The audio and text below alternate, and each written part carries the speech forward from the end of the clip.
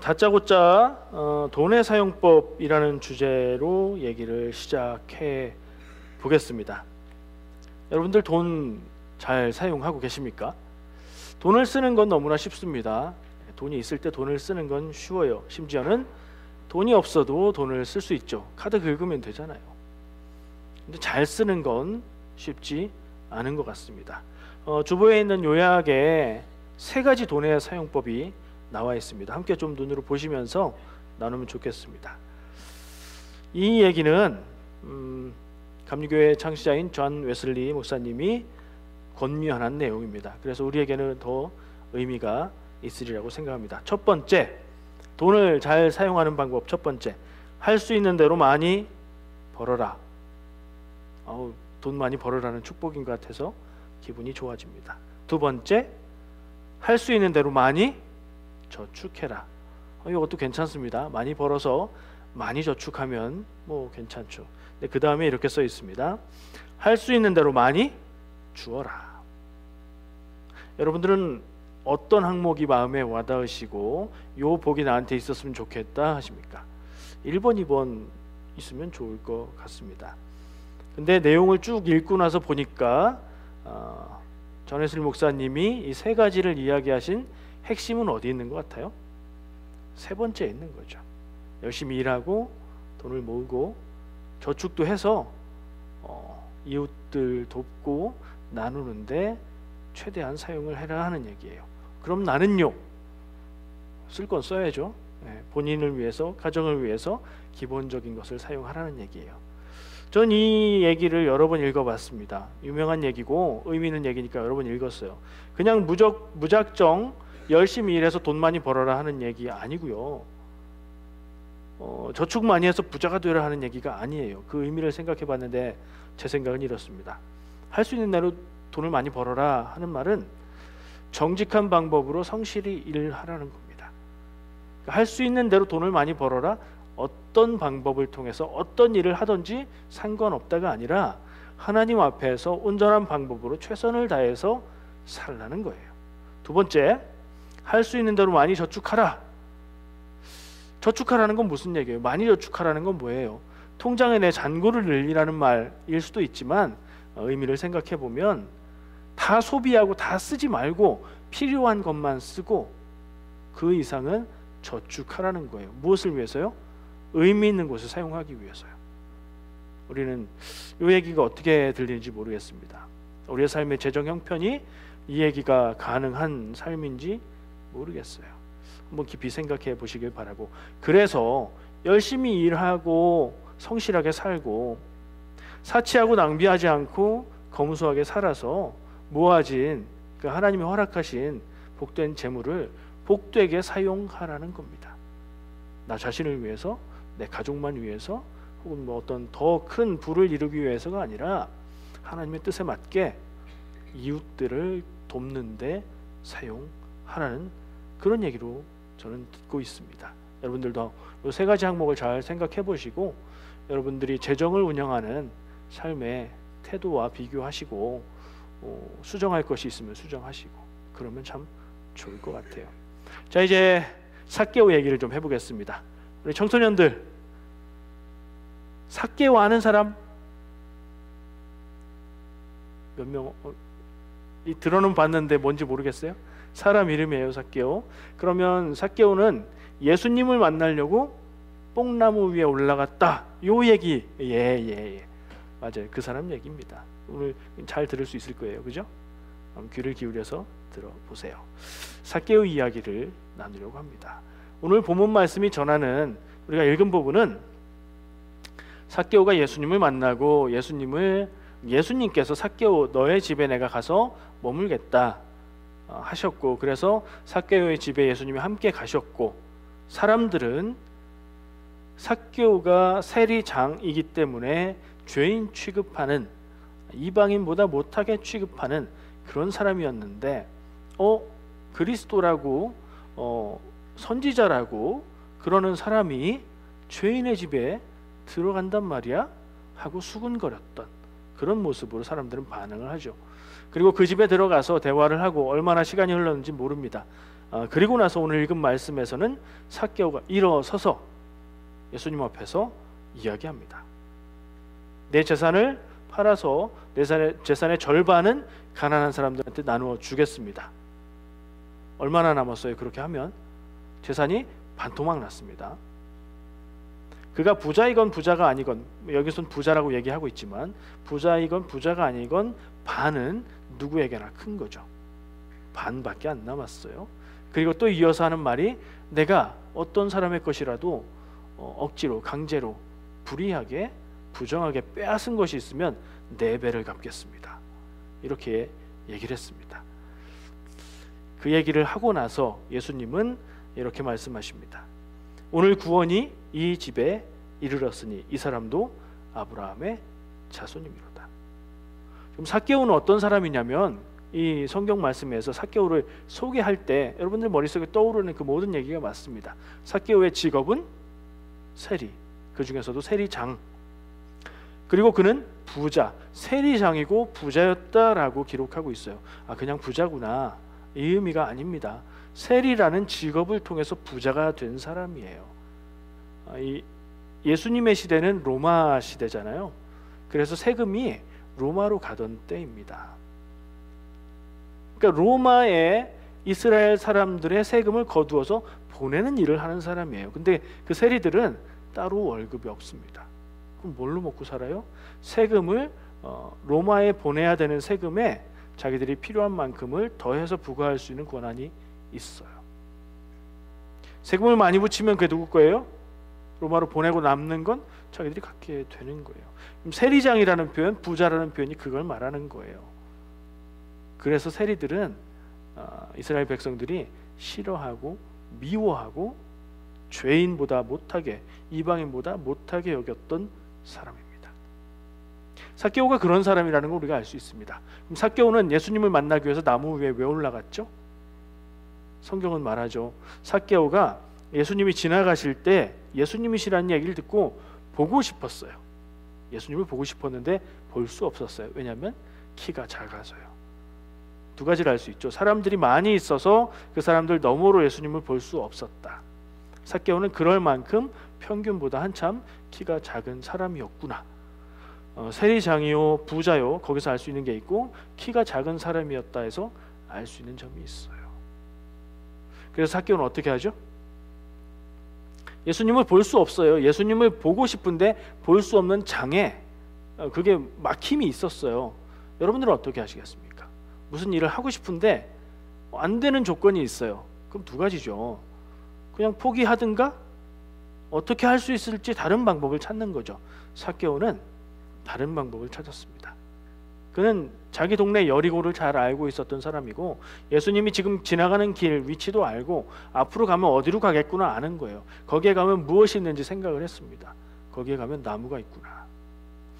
옛날 성경에는 뽕나무라고 번역을 했고, 지금 성경에는 돌무화과 나무라고 번역을 했어요. 성경에는 진짜 뽕나무, 우리가 알고 있는 뽕나무도 있고요, 돌무화과 나무도 있어요. 이게 두 가지가 원어로는 달라요. 근데 옛날에는 다 뽕나무로 번역했어요.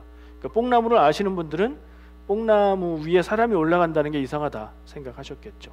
돌무화과 나무는 사람이 올라갈 수 있는 나무예요. 예수님은 길을 가시고 삭개오는 보고 싶은데 보지 못하고 앞으로 뛰어갑니다. 앞으로 앞서가서 예수님이 가실 길에 미리 가서 거기에서 나무를 오르기 시작합니다. 높은 곳에서 사람들 머리 위로만 올라가면 볼 수 있으니까요. 상황이 머리에 그려지십니까? 잘 안 그려지시면 주보 앞면에 있는 그림을 보세요. 그 그림을 실어놨습니다. 나무 위에 올라가서 보니까 과연 예수님이 길을 따라서 오시는 거예요. 예수님을 봅니다. 삭개오는 예수님이 왜 보고 싶었을까요? 잘생겼나 못생겼나? 어떻게 생겼나? 뭐 그런 것 때문에 보고 싶었을까요? 예수님을 보는 행위를 그가 하고 싶어서 그랬을까요? 예수님이 어떤 분인지 알고 싶었던 것 같아요. 예수님을 만나고 싶었다고 생각합니다. 근데 예수님 앞에 나서지는 못해요. 사람들 앞에도 잘 자랑스럽게 나설 형편은 아니었기 때문이죠.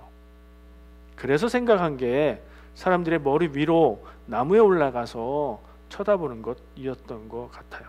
근데 예수님이 점점 다가오시면서 그냥 가까이 보여서 좋았는데 자기한테 향해 오시는 것을 봅니다. 나무 위에서 예수님을 바라보고 있는데 그 예수님이 가까이 오시더니 나무 위에 있는 자기를 바라보시는 거예요.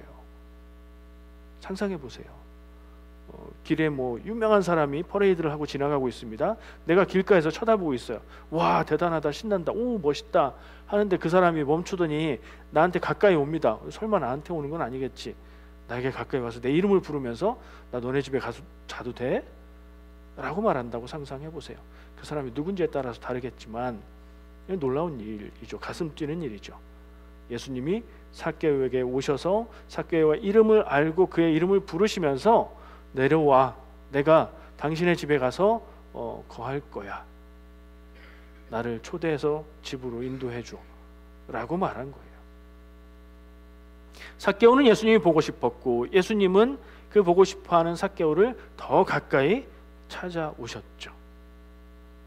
삭개오는 예수님을 보고 싶은 마음, 왜 보고 싶었을까 생각도 해보고 싶어요. 예수님은 그 삭개오에게 더 가까이 기회도 주시고 찾아오셨어요. 아마 여리고에 오신 것은 어딘가를 향해 가는 여정이었겠지만 그 과정 중에서 삭개오가 나와 있는 길가에 그 시간에 지나가신 것은 삭개오를 만나기 위함이 아니었을까. 예수님이 삭개오를 찾아오셨구나, 이런 생각도 해봅니다. 자, 다시 좀 이야기로 돌아가서 계산을 해볼게요. 아까 삭개오가 예수님 앞에서 딱 일어나서 무슨 얘기했다고 했죠? 재산의 절반을 가난한 사람들한테 주고, 일단 그 다음에 누구 걸 빼앗은 게 있으면 4배로 갚겠다 그랬다고 했죠. 생각해봤습니다. 세리장이라고 했어요? 부자라고 했어요? 그 재산은 어떻게 만들어진 것일까요? 그가 돈을 모을 수 있었던 것은 무엇일까요? 첫 번째, 아까 얘기했던 대로 사람들에게 세금을 많이 부과해서 그걸 싹 걷어서 자기가 꿀꺽하면 부자가 될 수 있겠죠. 정당한 몫은 어느 정도 있을 거예요. 사람들이 다 인정할 수 있는 만큼의. 근데 부자라는 표현은 그 이상 그의 주머니로 들어갔다는 얘기 아닐까요? 조금 다를 수도 있겠지만 그런 생각을 가지고 판단해 보죠. 4배로 갚는다. 4배로 갚는 것은 유대인들의 율법 기준에서는 도둑질하는 것을 갚을 때 기준을 적용한 거라고 얘기들을 해요. 그러니까 최대한 해서 후하게 내가 그 죄 몫을 다해서 갚겠다는 의미로 들려요. 반은 이미 나눠줬어요. 근데 제가 생각할 때 그가 가진 재산들은 다 사람들에게서 온 것 혹은 뇌물로 온 것이지 않을까요? 그렇다면 부당한 방법으로 형성된 게 클 텐데 그걸 4배로 갚으면 남는 게 있을까요? 제 생각에는 마이너스가 될 것 같은 거예요. 좋게 생각해도 남는 건 없을 것 같아요. 남는 게 없으면 어떡하죠? 이 삭개오는 앞으로 어떻게 살아가려고 이런 얘기를 그냥 하는 걸까요? 예수님에게 막 감동 받아가지고 그 감동을 흥분해서 앞뒤 생각 안 하고 막 얘기한 것일까요? 그럴 수도 있겠네요. 지금까지 모아놓은 재산은 나눠주고 다 없어져도 직장이 남아있잖아요. 세리장이잖아요. 또 모으면 되는 것이라고 생각할 수도 있겠죠. 생각해보니까 아닌 것 같습니다. 예수님 앞에서 이 삭개오는 진정한 어떤 변화의 선언을 하고 있는 것이고, 그렇기 때문에 예수님은 그의 집에 구원이 이르렀다고 선언하신 것 아닐까요? 그런 다음에도 세리장이라는 직업을 계속 가질까요? 그런 생각을 해보면 삭개오에게 그런 계산도 없었던 것 같아요. 그럼 이런 말로 정리할 수 있습니다. 삭개오는 뭔가를 포기한 거예요. 무엇을 위해서요? 더 큰 것을 위해서요. 예수님과 만났고 예수님과 대화하면서 포기했어요. 뭔가를 포기했어요. 그리고 나서 그것으로 무엇을 얻었어요. 그게 무엇일까요? 포기한 건 무엇이고 얻은 것은 무엇일까요? 쉬운 거부터 해보죠. 남들에게 나눠준다고 했으니까 포기한 건 뭐예요? 재산, 재물이죠. 근데 그는 왜 세리가 됐고 세리장까지 올라갔고 부자가 됐을까 하는 질문을 저는 해봤어요. 성경에서 그의 타고난 일에 대해서 알 수 있는 건 키가 작다는 것뿐입니다. 저도 사춘기 때는 거울을 보면서 다른 데는 다 만족스러운데 키가 좀 작다, 뭐 이런 생각을 좀 했습니다. 살이 찌면 찔수록 키 작은 게 더 티가 나요. 근데 키를 뭐 해서 늘릴 수가 없으니 저처럼 저보다 더 작았으면 좋겠어요. 저는 뭐 스스로 평균 정도는 되지 않나 이렇게 생각을 해보는데 모르겠습니다. 키가 작았어요. 그걸 가지고 성경이 이야기하는 것은 이 남자의, 이 사람의 육체적인 키만을 이야기하는 게 아닌 것 같아요. 육체적인 키만 얘기한다고 해도 우리는 상상해 볼 수 있어요. 키가 작은 사람이 세상을 살아가는 법에 대해서요. 저는 더불어 그가 마음의 키도 작은 사람이었다라고 생각을 해요. 마음의 키가 작다는 얘기는 뭐냐면 자존감이 낮고 나는 별 볼 일 없는 사람, 그리고 사람들 앞에 키가 작아도 마음이 커서 당당하고 떳떳하게 나서서 그렇게 살 수 있는 사람이 아니었던 것 같아요. 내세울 만한 좋은 조건이 없지 않았을까.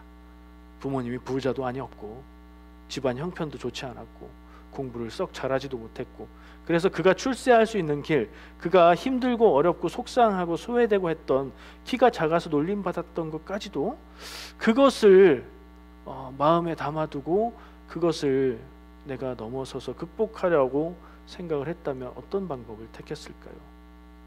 그가 직업으로 택했던 세리, 그것이 거기에 관계가 있지 않을까 하는 생각을 해봐요. 왜냐하면 세리는 손가락질 받는 직업이었기 때문이죠. 그것을 굳이 택하는 것은 그것 아니고서는 인생을 펼 방법이 없는 사람에게 통하는 이야기일 거라는 생각을 해보는 거예요. 삭개오는 키가 작았는데 마음의 키도 작아서 그가 선택할 수 있는 인생의 목적은 내가 욕을 먹더라도 돈을 좀 모아서 힘을 가져야 되겠다, 돈이 있으면 사람들이 무시하지 않겠지 였던 것 같아요.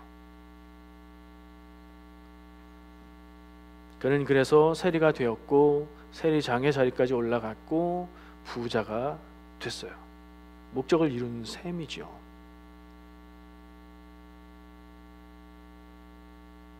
자, 아까 얘기하던 겁니다. 삭개오가 포기한 것은 재산이었어요. 그리고 그에게 그 재산은 인생의 목적과도 같은 것이었고 자기의 보잘것없는 인생을 지탱해주는 의지와도 같은 거였어요. 근데 그걸 어떻게 포기할 수 있을까요? 삭개오가 그것을 이루고 얻었을 때는 만족했을 거예요. 어느 정도는. 사람들 앞에서 돈의 힘을 가지고 큰 소리도 치고 로마 군인 불러서 막 혼내면서 마음의 만족을 갖는 시기도 있었겠죠. 근데 그의 마음에 공허함이 찾아왔을 거라고 저는 짐작합니다. 여러분도 경험해 보지 않으셨어요? 목적으로 세우는 일을 정말 고생해서 이루고 나면 성취감은 잠깐이고 공허함이 밀려와요. 대체로 그래요. 사람의 일들이 대체로 그래요. 그래서 저는 인생의 목적을 잡을 때 웬만하면 보통 사람은 이룰 수 없는 목적을 잡는 게 좋다, 그런 생각도 해요. 인생의 목적을 이루고 나면 더 이상 이룰 것이 없으면 삶이 의미가 없어지고 공허해지고 막 그런 시기가 찾아와요. 삭개오에게 그런 시기가 찾아왔다고 가정을 해보면 그는 어떤 생각을 했을까요? 거기에서 저는 삭개오가 예수님을 보고 싶고 만나고 싶어 했던 이유를 찾습니다. 인생의 의미에 대해서 고민했겠죠. 내가 원하던 것을 이루었는데 이루고 나서도 야, 인생 참 허무하고 내가 돈을 가지고 일해도 나 스스로 참 인생이 부끄럽다는 생각을 하지 않았을까요? 그러면 그 다음에 무엇을 바라볼까요? 그 너머에 있는 가치를 바라보는 게 정상이죠. 어떤 사람은 거기에 멈춰서고 인생을 좌절하기도 하고 포기하기도 하고 인생 이루었으니 마음대로 살기도 합니다. 다행히도 삭개오는 그 지점에 멈추어서서 예수님을 바라봤습니다. 예수님의 소문을 들었겠죠. 예수님 오기 전에 이런 사람이 있다더라. 이 사람 앞에 나가면 병도 고치고, 이 사람이 전하는 이야기는 하나님 나라 하늘나라 얘기를 하는데 랍비들이 가르치는 것과는 다르더라. 그렇게 살면 우리도 정말 하나님의 백성처럼 살 수 있을 것 같다. 내가 살아야 될 삶의 길이 거기에 있지 않을까. 그런 비슷한 마음이 그에게 있었지 않을까요? 예수가 왔다.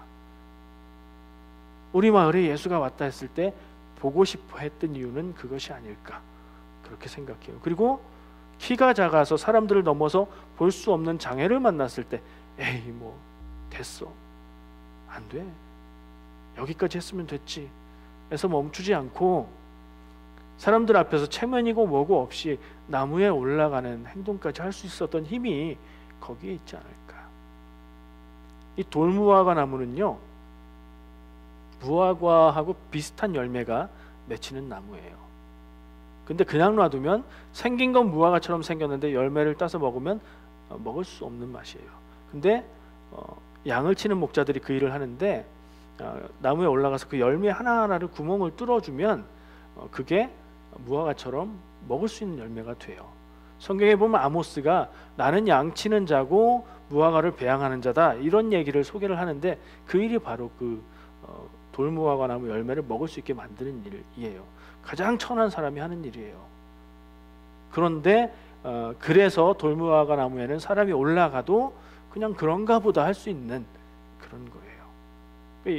그럴 수 있는데 사람들이 자기를 알아보면 자기 체면이 조금, 왜냐면 아마도 이 세리와 양치는 목자와 이 레벨이 별 차이가 없을 것 같긴 한데 양치는 목자는 더 낮은 최하층의 사람들로 여겨지거든요.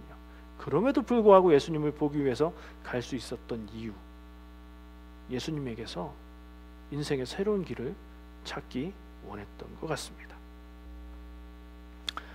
예수님을 만났고 예수님이 다시 자기에게 더 가까이 오셔서 너의 집에 머물겠다 해주셨고 예수님과 가까이 그의 말씀을 듣고 그와 함께하는 시간을 가졌습니다. 그것만으로도 그에게 은혜였을 것이고 가슴 벅찬 일이었을 것이고 큰 깨달음이 있었을 거예요. 그래서 그는 예수님 앞에 그리고 수군대는 사람들 앞에서 자리에서 일어나서, 공식적으로 내가 선언한다는 얘기예요. 일어서서 말을 할 수 있었던 거예요. 내 재산 반은 다 나눠줄 거고 반은 남겨놓은 이유가 내가 먹고 살기 위해서가 아니라 내가 억지로 빼앗은 것이 있으면 갚기 위해서 남긴 것 같아요. 그러니까 내 재산을 다 포기한 거예요. 자, 포기한 건 재산, 그것은 그를 지금까지 지탱하게 해줬던 힘과 능력이었는데 이제는 의미가 없어요. 더 큰 것을 발견했기 때문이죠. 그가 포기하고 버린 것은 재산이라면 그가 얻은 것은 뭐예요? 말씀에 있죠? 예수님이 말씀하셨어요. 이 집에 구원이 이르렀다. 삭개오가 구원받았다. 이 사람도 아브라함의 자손이다. 그것을 위해서 삭개오는 재산을 포기했습니다.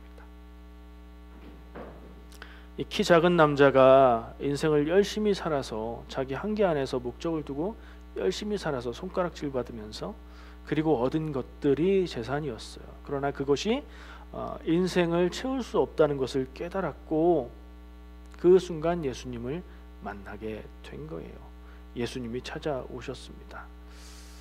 삭개오를 찾아가신 예수님이 여러분들 삶 가운데 찾아오고 계시는 줄 믿습니다. 그런 순간을 경험하십니까? 교회 다니지만 믿음을 살려고 노력하지만 어느 순간 돌아보면 믿음 아닌 것을 쫓고 있고 세상의 눈으로 봐도 허무한 일들을 쫓고 있고 거기에 매여서 내가 뭐하고 사는지 모르겠다 싶은 때에 예수님은 말씀을 통해서 누군가의 이야기를 통해서 내 생각과 마음 가운데 찾아오십니다. 그건 기회죠. 삭개오에게 여리고에 찾아오시고 삭개오 근처로 오시고 삭개오가 나무 위에 올라갔을 때 그를 찾아 불러 이름을 부르고 그의 집에 찾아와 주신 예수님이 여러분들도 찾고 계십니다. 필요할 때마다 때때로 늘 그렇게 주님과 만나시고 주님 안에서 삭개오 같은 믿음의 선언을 하시면서 살아가시기를 축복합니다. 참 다행이에요. 삭개오는 인생을 다시 살기로 결정했고 다시 사는 길을 택했어요. 그리고 지금까지 모아왔던 가장 중요한 것이었지만 이제는 쓸모없게 되어버린 것, 재산을 포기했어요. 여러분들에게 재산 포기하라는 얘기가 아닙니다. 정말 더 중요한 것을 발견하고 찾으라는 얘기입니다. 예수님의 말씀에요, 사람이 두 주인을 섬길 수 없다는 말씀을 하시죠. 다들 기억하실 겁니다. 둘 다 가질 수는 없다는 생각을 저는 하고 삽니다. 두 마리 토끼를 잡을 수 없다. 여러분들 마음에 둘 다 갖고 싶은 것 있습니다. 오늘 삭개오가 버린 것과 얻은 것 다 갖고 싶지 않으십니까?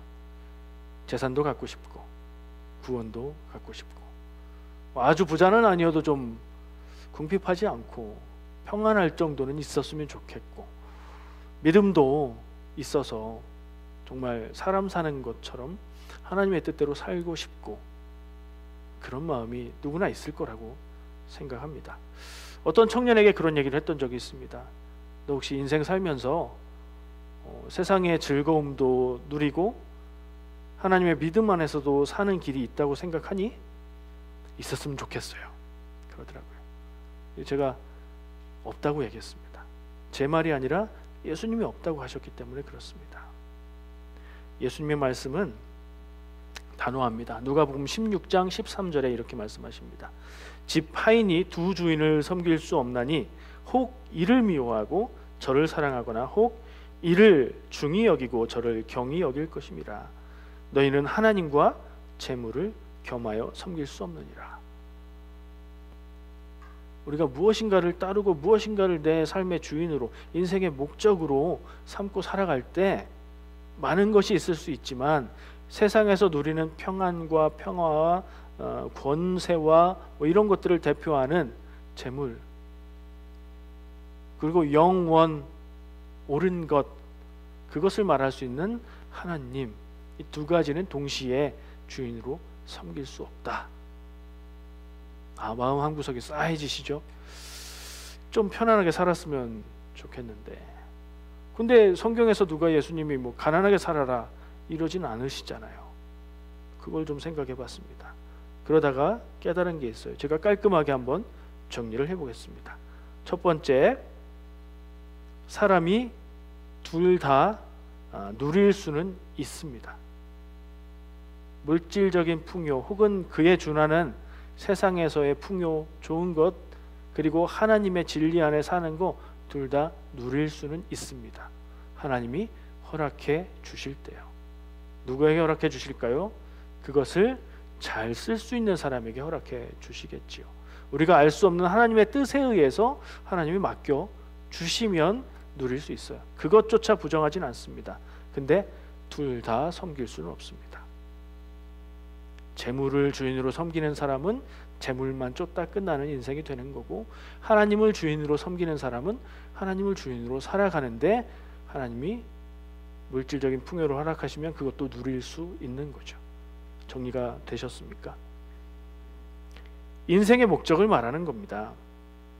이 둘을 섬길 수 없는 이유는 하나님과 재물을 동시에 섬길 수 없는 이유는 길이 다르기 때문이에요. 같은 길에 같은 방향에 있으면 하나님을 섬기는 길에 겹치는 것들이 있을 수 있어요. 근데 하나님을 섬기는 것과 재물을 섬기는 것은 길이 달라요. 하나님을 섬기는 것은 옳은 길이고 재물을 섬기는 것은 편한 길, 좋은 길입니다.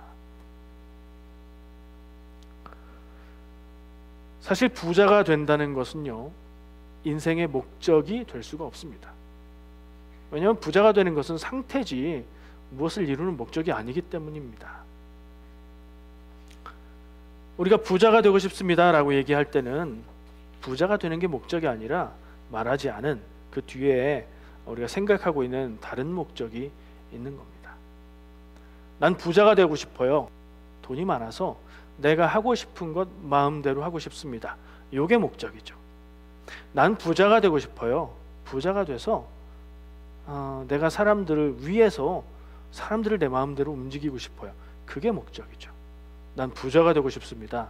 힘들고 어려운 사람들이 내 눈에 띄고 그들을 돕고 싶은 마음이 있는데 돈이 있어야 도울 수 있을 것 같습니다. 그게 목적이죠. 부자가 되는 것은 중간 과정이고 수단이고 목적은 그 뒤에 있는 거예요. 여러분들의 목적은 무엇입니까? 여러분들은 혹시 부자가 되고 싶다면 무엇 때문에 부자가 되고 싶으십니까? 이걸 잘 생각해야 될 필요가 있습니다. 더 중요한 것을 좀 나누고 싶습니다. 누가복음 18장 18절. 18장이면 지금 읽는 게 19장이니까 앞에 얘기죠.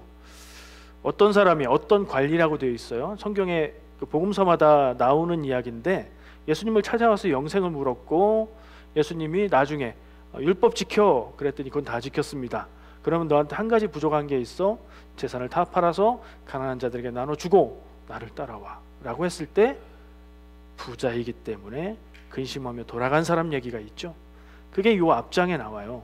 누가복음의 이야기는 그를 어떤 관리라고 기록하고 있습니다. 어떤 관리가 그렇게 했어요. 어떤 관리는 그렇게 했어요. 그 사람은 무엇이 중요한지 알았던 사람이죠. 삭개오처럼 그 귀한 것을 얻고 싶어 했어요. 영생을 얻고 싶어 했어요. 그러나 영생을 얻는데 실패했습니다. 왜요? 포기할 것을 포기하지 못했기 때문이죠. 그래서 그 이어지는 이야기로 예수님이 너무나 유명한 얘기를 하십니다. 여러분들 다 잘 아세요. 부자가 하나님 나라에 들어가기는 참 어렵다. 얼마나 어렵냐면 낙타가 바늘길을 통과하는 것보다 낙타가 바늘길을 통과하는 게 그거보다 더 쉽다. 그러니까 부자가 하늘나라 천국 가는 거 불가능하다라는 얘기를 예수님이 하신 거죠. 제자들이 듣고 깜짝 놀라요. 아니 부자라면 하나님의 축복을 받은 사람인데 그런 사람도 천국에 못 간다고요? 그러면 세상에 누가 천국에 갈 수 있죠? 라고 물어요. 예수님이 답하십니다. 사람으로는 할 수 없으나 하나님으로는 하실 수 있다. 사람의 능력으로는 그게 누구도 못할 일이다. 왜요? 사람은 죄인이니까. 그러나 하나님의 능력으로는 할 수 있다. 하나님의 은혜로 믿음을 가지면 구원받을 수 있다는 얘기죠. 근데 그 이야기를 하게 만들었던 그 관리, 근심하는 얼굴로 포기할 것을 포기하지 못해서 더 귀한 것이 있는 걸 알면서도 그것을 얻지 못하고 돌아갔던 그 사람. 그래서 세상에 그것을 얻을 수 있는 사람이 누가 있습니까? 라고 물었던 제자들. 그리고 그 뒤에 나오는 오늘 삭개오의 이야기. 그 연결선상에서도 의미가 있다고 생각해요. 어떤 의미냐면 삭개오가 바로 그 증거가 되는 겁니다. 그것을 사람이 할 수 있다. 사람이 할 수 있다는 게 아니라 하나님의 은혜로 그 일이 가능하다. 부자가 하늘나라 가고 부자가 천국에 가고 재물만 쫓던 사람이 삶을 돌이켜서 하나님을 바라보고 하나님의 은혜로 새로운 인생을 사는 게 불가능한 게 아니다. 여기 이 삭개오를 봐라. 이 사람이 이렇게 하지 않느냐 라고 기록해 주고 있습니다.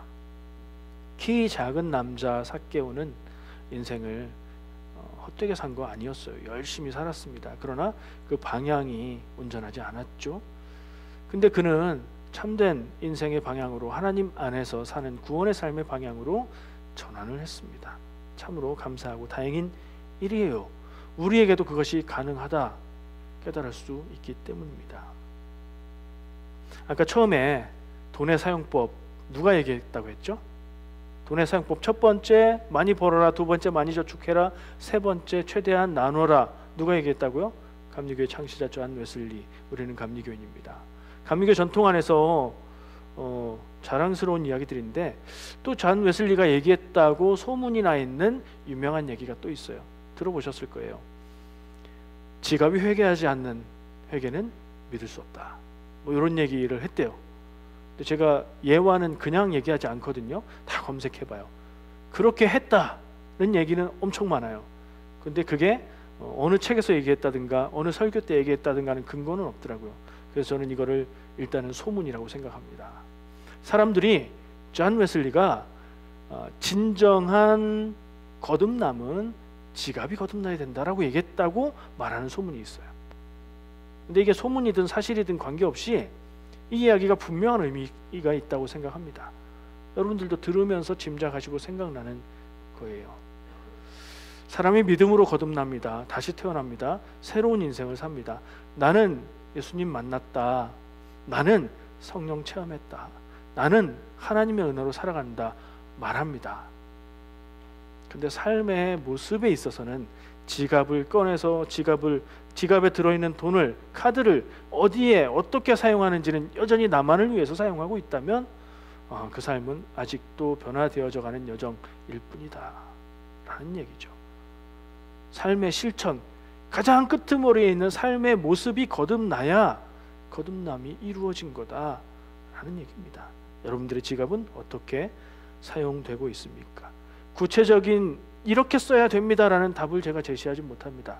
그러나 스스로 생각할 때 내 지갑의 사용 씀씀이는 거듭난 내가 지갑을 갖고 있는가? 그렇지 않은가는 스스로 쉽게 대답할 수 있을 거라고 생각합니다. 모르신다면 생각해보고 기도해보시면 알 수 있을 겁니다. 그리고 우리가 쉽게 포기하지 못하는 그 가진 것들을 통해서 누릴 수 있는 풍요로움, 그것은 포기해야 하는 일입니다. 포기하고 버린다고 완전히 없어지는 게 아니에요. 가치를 거기에 두지 않는다는 것 뿐입니다. 오늘 아까 우리가 예배 찬양할 때에 같이 찬양할 때 천국은 마치 그 찬양을 했었죠. 깜짝 놀랐어요. 요즘에 우리 이정탁 집사님의 찬양 선곡이 말씀을 저하고 거의 같이 이렇게 흐름을 타시는 것 같아요. 그 말씀을 저도 생각했어요. 천국은 무엇과 같은가? 예수님의 얘기잖아요. 밭에 감추어 놓은 보물과 같다. 무슨 얘기죠? 밭에 보물이 감춰 있어서 그걸 발견했어요. 사람이 그걸 파서 혼자 가져가면 뭐예요? 도둑이죠. 근데 그것을 합법적으로 갖는 방법은 그 밭의 주인이 되는 거예요. 그 밭을 사려면 전 재산을 팔아야 된다는 게 예수님의 비유 이야기였어요. 묘하죠. 사람의 전 재산이 얼마가 될지 모르는데 엄청 부자면은 그 밭을 사기에 남을 수도 있고, 가난한 사람이라면 전 재산을 다 팔아도 밭 못 살 수도 있잖아요. 그게 우리의 생각이잖아요. 근데 묘하게 천국인 밭에 감추어진 보물은 그 가치가 딱 전 재산이에요. 우리가 전 재산을 내가 의지하고 의존하고 있는 그 마음을 하나님 앞에 내려놓고 포기할 수 있으면, 그러면 그 다음에 천국을 보고 천국을 가질 수 있다는 말씀입니다. 삭개오는 그걸 버렸죠. 포기했죠. 그리고 어떻게 됐을까요? 그 뒷얘기는 없으니까요. 재산을 다 탕진하고, 탕진이라고 말하면 안 되죠. 재산을 다 그렇게 사용하고 회개한 지갑의 사용법으로 다 사용하고 빈털터리가 됐다면 삭개오에게 나오는 건 그냥 구원뿐이었을까요? 저는 많은 것이 남았을 거라고 생각을 합니다. 삭개오가 그렇게 변화된 삶을 실천함으로 살았다면 돈이 아무리 있어도 그의 곁에 하나도 없었던 사람들을 얻을 수 있지 않았을까? 돈이 아무리 많아도 앞에서는 굽신굽신해도 뒤에선 손가락질하던 그 사람들이 진심으로 그런 삭개오에게 마음을 주지 않았을까 하는 생각을 해봅니다. 그래서 상상해 보기는 그 뒷얘기는 없지만 아마도 교회의 역사 안에서 여리고 동네의 한 교회쯤은 그가 중심이 돼서 세워지지 않았을까, 그런 생각도 해봅니다. 사람으로는 할 수 없는 부자가 구원받는 것 어떻게 가능한가? 하나님의 은혜로 가능합니다. 주님이 나를 찾아오시고 나를 만지시고 나를 부르실 때 우리가 응답하고 주님 앞에 나아가는 순종을 할 수 있다면, 그 순종은 우리의 삶의 목적을 재물과 힘과 세상의 것에 두지 않고 하나님에게 두는 것, 그게 순종이 되겠죠. 그렇게 할 수 있다면 우리는 영원한 구원을 얻게 됩니다. 그뿐 아니라 세상에서 하나님이 허락하여 주시는 복도 누리게 됩니다. 그런 삶을 사시기를 축복합니다. 나도 행복하고 나도 복되고 이웃들을 귀하게 여기며 그렇게 하나님 안에서 살아가시는 복된 삶이 되시길 바랍니다. 기도하겠습니다. 사랑과 은혜의 주님, 능력의 주님, 하나님께서 무엇이든 하실 수 있음을 내가 믿습니다. 그 중에서도 나의 삶을 구원하실 수 있음을 믿습니다. 주여, 내가 주님의 은혜를 구하고 바랍니다. 예수님이 삭개오를 찾아가신 것처럼 나의 인생 가운데도 찾아와 주시고, 내가 곤고하고 공허하고 인생 의미를 느끼지 못할 그때에 참된 인생의 의미를 발견할 수 있도록 예수님 붙들어 주시옵소서. 예수님의 이름으로 기도합니다. 아멘.